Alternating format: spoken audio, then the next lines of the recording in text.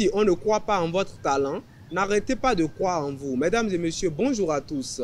Bon réveil matinal et bienvenue sur Fon Asuba, votre rendez-vous matinal d'information et de divertissement sur Esaïe Télévision. Très heureux de vous retrouver encore une fois ce matin, à suivre d'un instant à l'autre Boulou Info avec Elvic Nguetoro. Au sommet de ce matinal, dans l'univers médiatique au Bénin, plusieurs médias en ligne sont suspendus par la haute autorité de l'audiovisuel et de la communication AC. Démarrage des cours à l'université Kigani Dada de Kwesou, précisément en sciences agronomiques à Parakou. Le président ukrainien Volodymyr Zelensky, attendu prochainement en Afrique du Sud. Dans la Minute Sport de ce matin, l'État béninois organise le vendredi 31 janvier 2024 le gala de champions.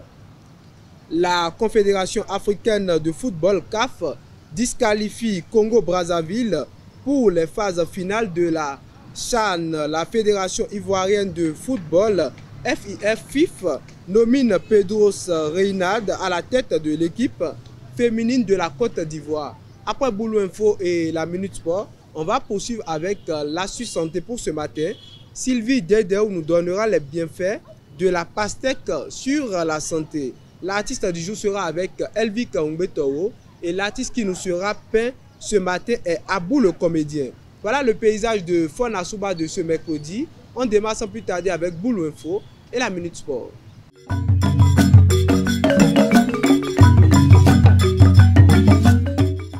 Boulou Info, c'est avec vous, Elvic Nguetoro. Bonjour. Bonjour Mouidine Lawani. Amis internautes des Esaïe Télé, bonjour. La haute autorité de l'audiovisuel et de la communication RAC a pris d'importantes décisions lors de sa session plénière du mardi 21 janvier 2025. Parmi ces décisions, la suspension des journaux Le Patriote et Audace Info. Suite à cela, la RAC a décidé de retirer les cartes de presse au directeur de publication de ces deux journaux. En outre, la RAC a également suspendu plusieurs sites internet n'ayant pas l'autorisation pour diffuser ses contenus. Il s'agit de Reporter Média Monde, Crystal News, Le Pharaon, ainsi que le média social TikTok, connu sous le nom de Madame Actu. À Parakou, les jeunes se prononcent sur une question très importante. Dire la vérité en toutes circonstances, est-ce toujours la meilleure option ou la vérité n'est pas toujours bonne à dire? Suivez leur avis, recueilli par Mouidine Lawani et Sylvie Dedeu. Il est nécessaire de dire la vérité. Bon, à mon avis, non. Parce que des fois, si tu dis la vérité, il retourne la situation contre toi, quoi. Et c'est toi le méchant. En toute chose, il use la vérité.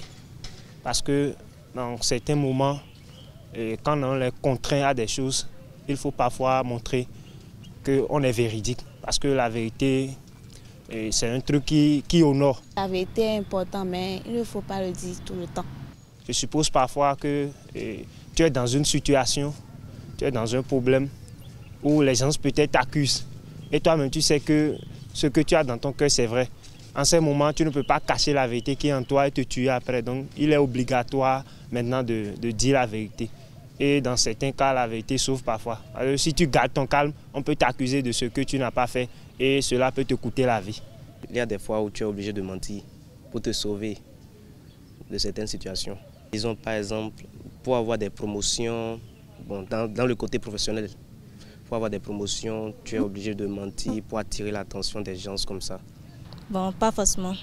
Parce que des fois, si tu dis la vérité, des fois, il faut dire la vérité pour sauver certaines personnes, mais des fois, il faut mentir pour se sauver soi-même. Toute vérité n'est pas bonne à dire parce qu'il y a des vérités qui nuisent.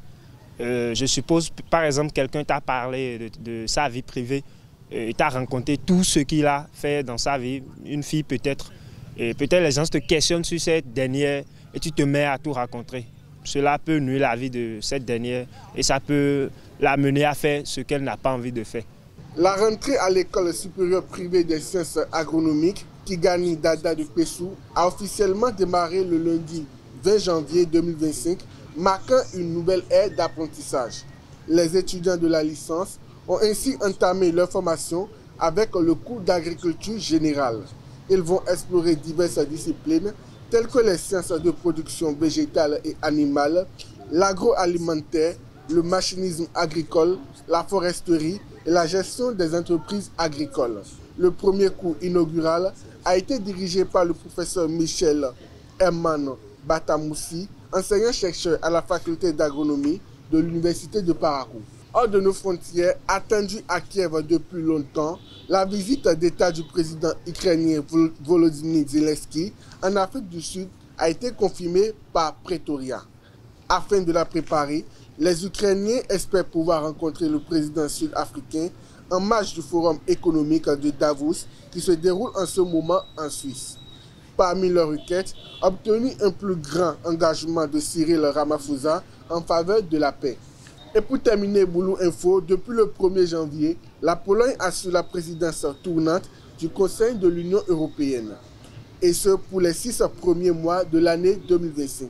Donald Tusk, le chef du gouvernement, présente ce 22 janvier les priorités de la présidence polonaise devant les députés européens réunis en session plénière à Strasbourg. Une présidence placée sous le signe de la sécurité. C'est tout pour Boulou Info. Merci à vous, Elvika Umbeto, pour Boulou Info de ce matin.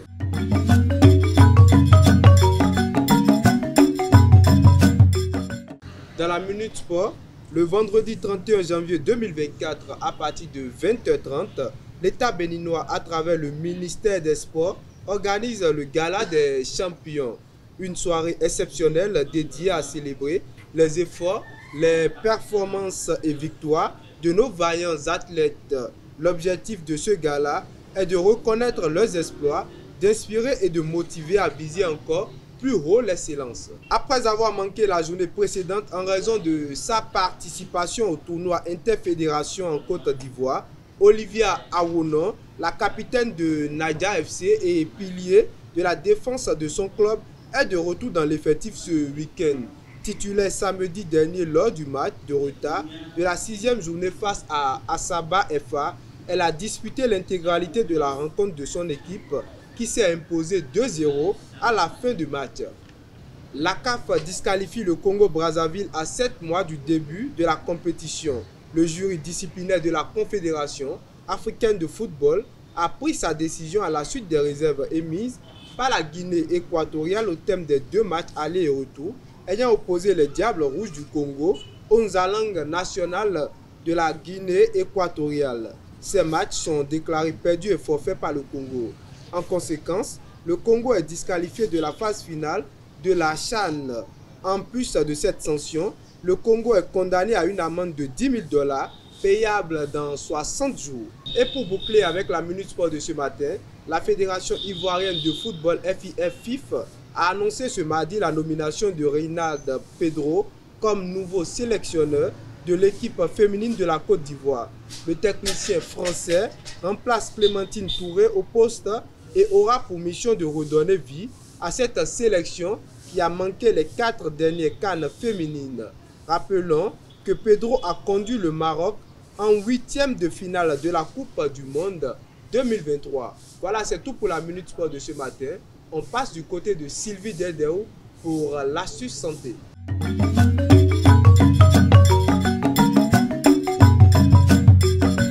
Les bienfaits de la pastèque sur la santé humaine. Sylvie Dedeo, bonjour. Bonjour Mouidine. L'astuce santé, c'est avec vous. Bonjour à tous et bienvenue sur votre rubrique Astuce Santé.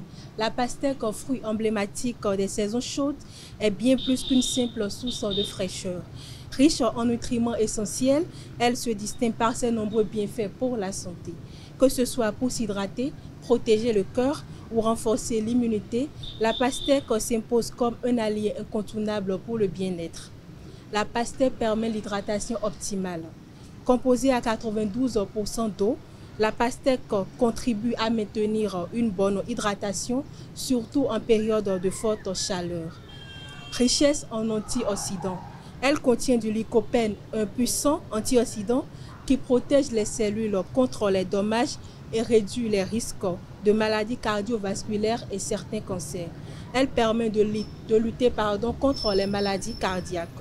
Le lycopène et la citrulline présents dans la pastèque favorisent la circulation sanguine et réduisent la pression artérielle. Elle est un soutien musculaire. La citrulline aide à réduire les douleurs musculaires après une activité physique intense. Elle soutient la digestion. Sa richesse en fibres améliore la digestion et favorise un transit intestinal sain. Elle renforce l'immunité. Grâce à sa teneur en vitamines C et A, elle booste les défenses naturelles du corps. La pastèque permet la santé de la peau et des yeux. Les vitamines A et C favorisent la régénération cellulaire, une peau éclatante et une meilleure santé optimale. Consommez-la fraîche ou en jus pour profiter pleinement de ses bienfaits. C'est tout pour l'astuce santé d'aujourd'hui. Merci de m'avoir suivi. À très bientôt. Merci à vous, Sylvie Dedeo, pour la présentation de l'astuce santé de ce matin. À présent, chers internautes, on retourne du côté de Elvic Umbetoro pour l'artiste du jour.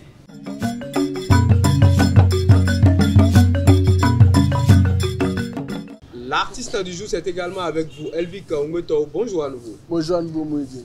Amis internautes des Ayo Télé, bonjour à nouveau. Aboubakar Seydou est un artiste musicien, compositeur et chanteur d'une famille modeste. Son père est Kotokoli Peya, au nord du Togo, et sa mère est de Samarin, au nord du Bénin. Il est né à Atakpamé, dans la région des Plateaux. Dès l'âge de 7 ans, il sentait l'envie de chanter, sachant bien qu'il n'y a pas de musicien dans sa famille à part son père, qui fut l'organisateur des spectacles. En 1985, il fit la rencontre d'un Américain qui l'initia à la guitare. Depuis lors, il prit goût de la musique et c'est plus tard qu'en évoluant que la musique reggae devient sa passion. En 1990, il rendit visite à sa mère à Cotonou où il rencontra quelques artistes locaux et fit la connaissance de Jonas Pedro et Stan Toron. Par la suite, il va au Ghana où il fait également la connaissance des grands artistes ghanéens. En 1998, il profite de l'occasion pour se rendre en Côte d'Ivoire où il rencontra un groupe qui valorisait la culture africaine. En 2000, il retourne au Bénin où il commença ses premières compositions et ce n'est qu'en 2003 qu'il sort son premier album intitulé Slombo, composé de 6 titres. Après cela, il fait sortir plusieurs autres albums et titres comme Mabré, composé de 8 titres, et Teyou Yeye, composé également de 8 titres. C'est tout pour l'artiste du jour. Merci à vous, une fois encore, Elvic Umbetoro, pour l'artiste du jour. À présent, chers internautes, je vous invite à suivre Parlons-en avec nos différents intervenants.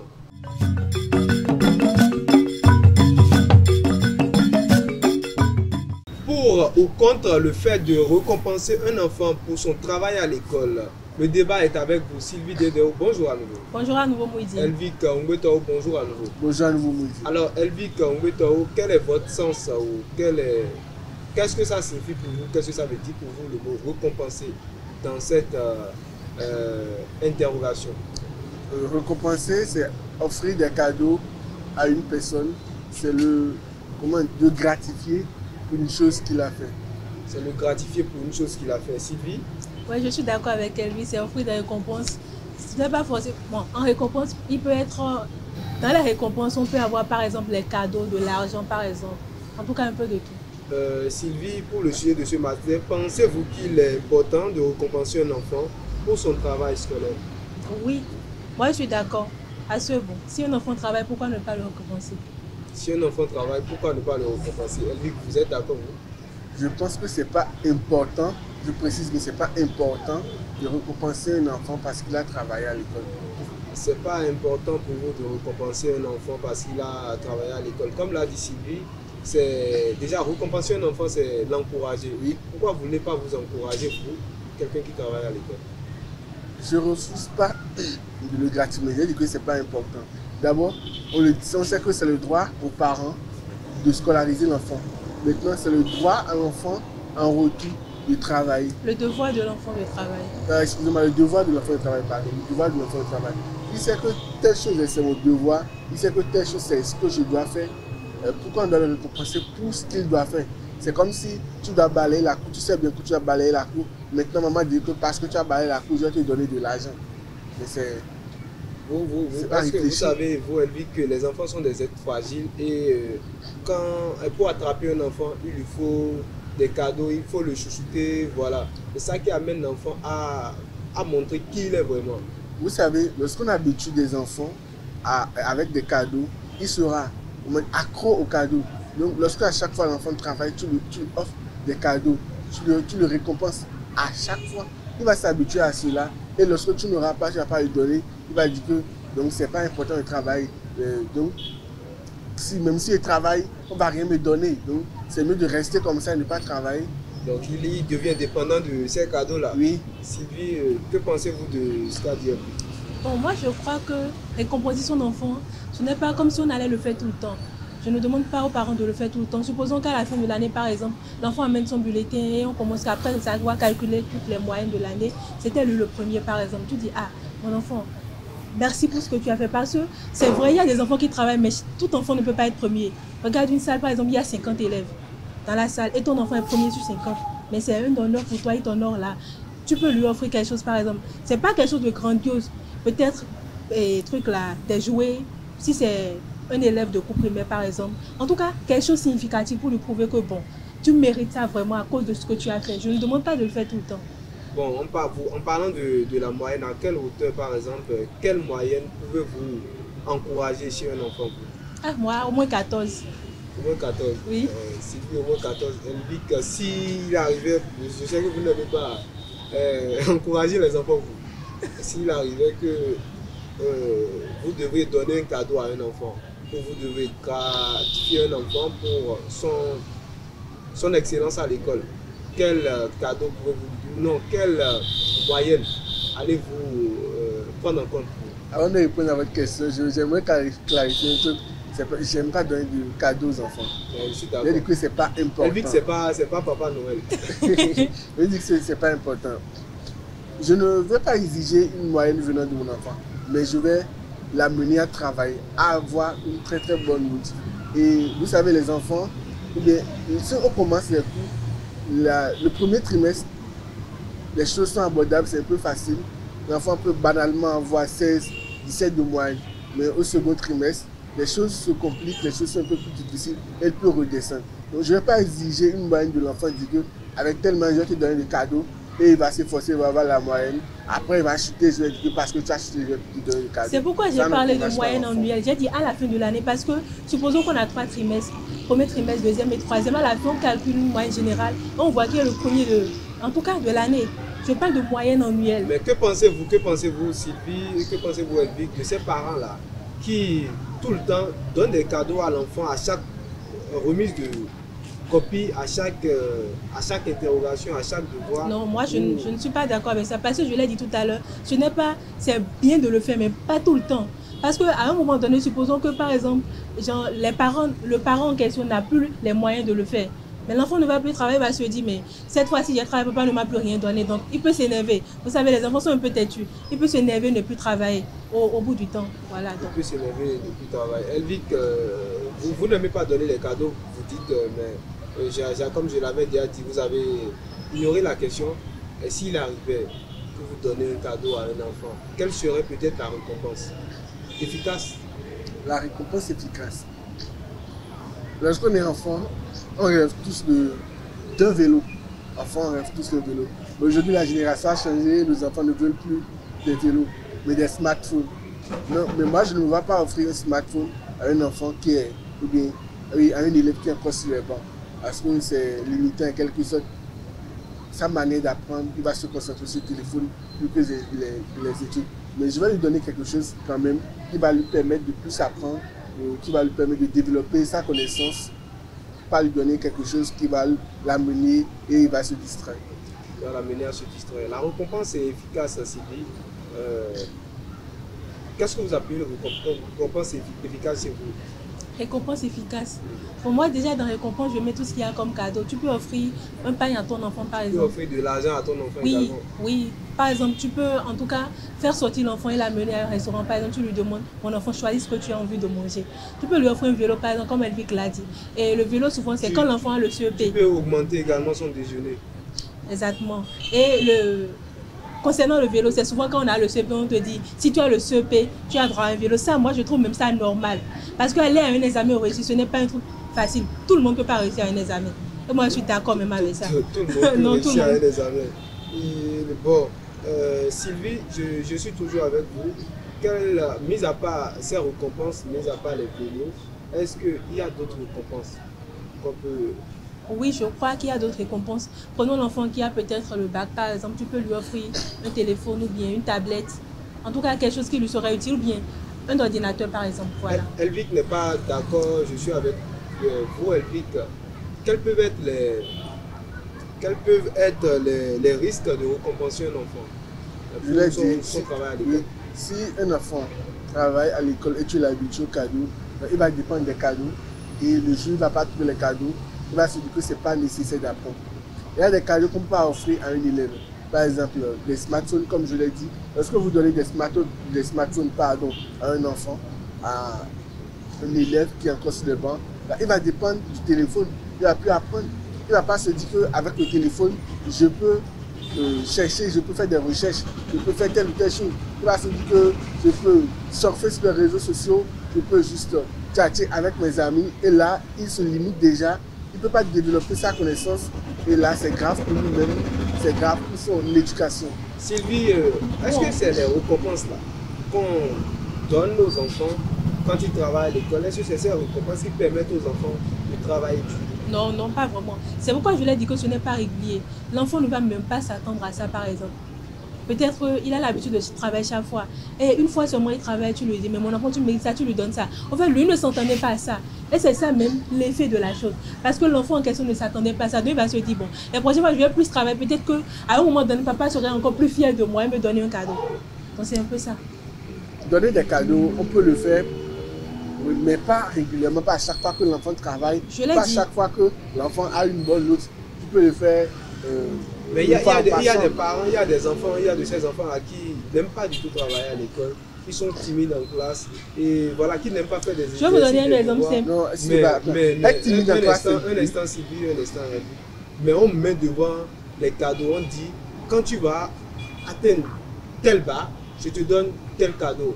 Est-ce que dans ce cas, ce n'est pas une façon de motiver l'enfant en question? Moi, je suis d'accord avec toi que c'est une façon de motiver. Je prends l'exemple simple. Nous sommes 4 enfants. La troisième qui est là, c'est une fille. Elle n'aime pas travailler du tout à l'école. Quand elle était en classe de CICP, là, elle était dans les 20e, les trucs comme ça. Maintenant, vous savez ce que papa fait? Il y a celui qui me suit directement, lui, travaille bien. Chaque fois quand l'autre travaille, on lui offre des cadeaux. Et quand elle réclame des cadeaux, on lui dit, mais celui qui ne travaille pas n'a pas le droit d'avoir des cadeaux, quoi. Donc ça devient comme une obsession pour elle. Et maintenant, elle s'efforce maintenant pour travailler. Et au moins, elle est dans les 10 ou bien 5 premiers. Au moins, c'est un truc comme ça qu'on peut faire aux enfants. Parce qu'elle est tellement... Bon, excusez-le, elle est tellement nulle. Elle n'aime pas travailler. Si c'est pour manger là, si tu lui dis viens manger là, elle est la première. Mais si tu prends quoi elle là, elle a sommeil en même temps. Non, sincèrement, elle a sommeil. Quand on dit prends quoi elle a sommeil. On n'est pas tous pareils. On n'est pas sur le même pied d'égalité. Tout le monde ne peut pas étudier. C'est vrai qu'il y a des enfants qui n'aiment pas étudier. Et des fois, les parents se demandent pourquoi ceux-là vont à l'école. Être timide, c'est pas ça qui veut dire que tu ne peux pas travailler. Il y a des élèves qui sont timides en classe mais qui travaillent bien. Elle n'est même pas timide. Vous voyez, elle n'est pas timide. Peut-être travailler pas parce qu'il y a des étudiants qui sont timides mais qui sont vraiment brillants. Et c'est vrai que lorsque l'enfant ne travaille pas, lorsque l'enfant ne cherche pas à apprendre, on peut mettre de temps en temps des cadeaux devant disant que si tu fais telle chose, je vais te donner telle chose. Comme les parents de Sylvie maintenant, gratifier l'autre enfant pour que l'autre ait envie aussi d'avoir des cadeaux et avec cela, naturellement, il va apprendre. Pour ou contre le fait de récompenser un enfant pour son travail à l'école, Sylvie Dédéou, un mot pour finir sur le sujet. En tout cas, moi, je dirais aux parents qui sont vraiment capables d'offrir des cadeaux aux enfants parce que, bon, quand on parle de récompense, par exemple, tout le monde n'a pas les moyens. Mais si ton enfant est intelligent, par exemple, il travaille bien et tu te vois capable de lui offrir un cadeau, alors fais un gestionnaire. Offrir des cadeaux à l'enfant parce qu'il travaille à l'école, on ne refuse pas, mais ça ne doit pas être une chose qui va rester dans la tête de l'enfant et il va se dire après, sans les cadeaux, je ne peux pas travailler. Et on ne doit pas offrir n'importe quoi aux enfants.